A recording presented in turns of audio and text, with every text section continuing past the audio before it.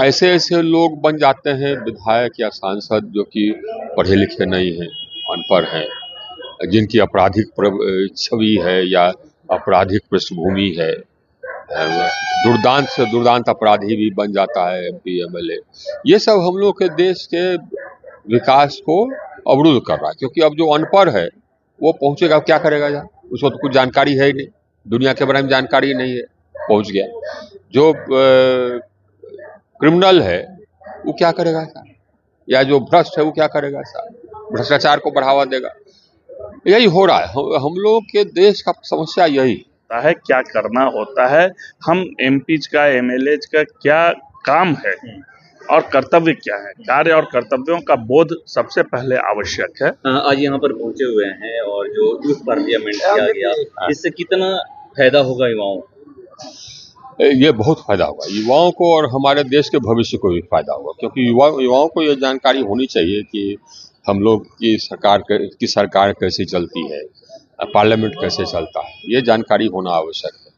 और जो मैंने देखा यहाँ का स्टैंडर्ड एकदम आउटस्टैंडिंग था। हमने तो अपने भाषण में भी कहा कि आउटस्टैंडिंग था, और हमको नहीं लगता है कि इतना अच्छा और कोई स्कूल कर पाएगा, क्योंकि जो हमने देखा सब्जेक्ट्स का सिलेक्शन, जो हमने देखा कि बच्चों का प्रिपरेशन, उनको बोलने का तरीका, ये सब एकदम बिल्कुल टॉप स्टैंडर्ड का है।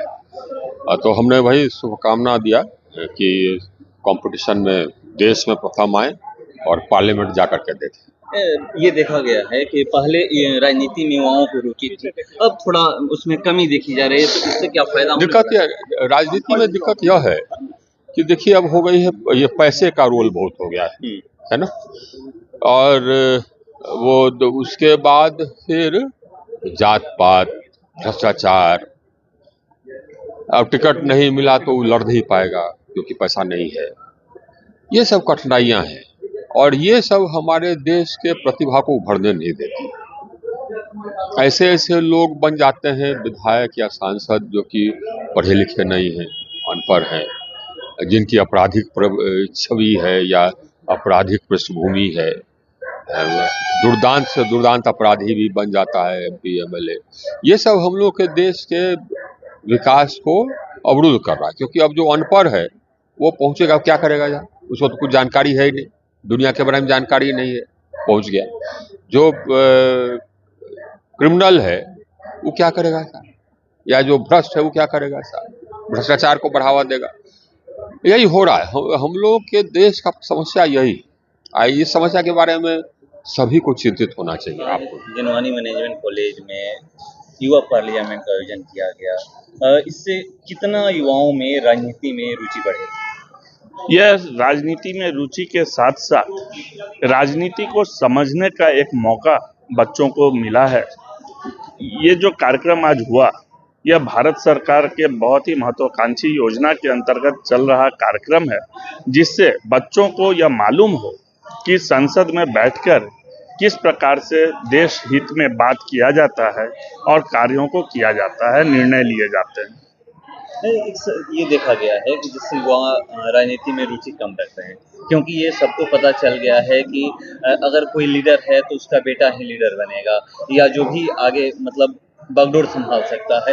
क्या ये सब करवाने से क्या युवाओं में रुचि बढ़ेगी और वो लोग राजनीति में आगे आएंगे? निश्चित रूप से रुचि बढ़ने के साथ साथ जागरूकता बढ़ेगी। अभी सबसे पहले जरूरत है नए बच्चों में, जो यूथ्स हैं, भविष्य ऑफ कंट्री हैं, उनके अंदर यह जानकारी हो कि राजनीति में क्या होता है, क्या करना होता है, हम एमपीज का एमएलएज का क्या काम है और कर्तव्य क्या है। कार्य और कर्तव्यों का बोध सबसे पहले आवश्यक है। तो भारत सरकार ने यह जो कार्यक्रम किया है, इसका सिर्फ एक ही मकसद है कि युवाओं के अंदर राजनीतिक समझ को बढ़ावा देना।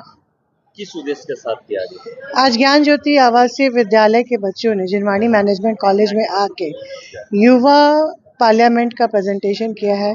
इसमें बच्चों को वो लर्निंग बाय डूइंग के माध्यम से हम लोगों ने पार्लियामेंट की एक्टिविटीज़ को बताया है, कार्रवाई को बताया है कि कैसे कार्रवाई होती है, और यही बच्चे फ्यूचर लीडर्स की तरह कभी ना कभी इंडिया को रिप्रेजेंट करेंगे। तो उनको ये फीलिंग, उनको ये रिस्पॉन्सिबिलिटी दिलाने के लिए भी इस कार्यक्रम का आयोजन किया गया। मगर ये देखा जाता है मैडम कि नेता का बेटा ही नेता बनता है, ज़्यादा खास कर। ऐसी बात नहीं है।